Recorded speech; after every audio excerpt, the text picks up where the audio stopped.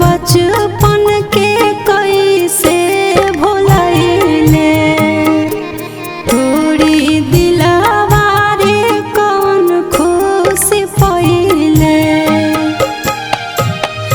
धरबे जे दोसरा के हाथ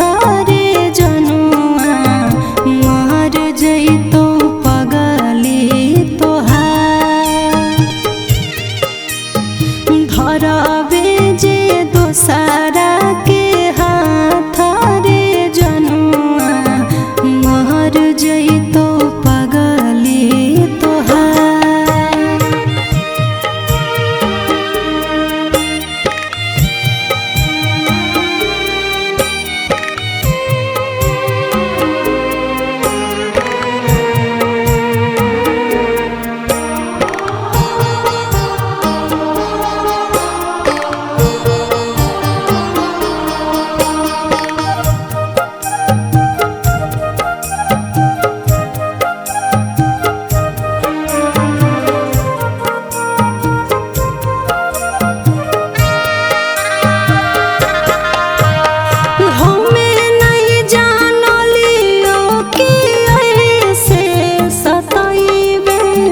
जान जान कहे वाला ऐसे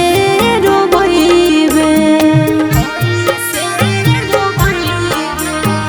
हमें नहीं जानलियो कि ऐसे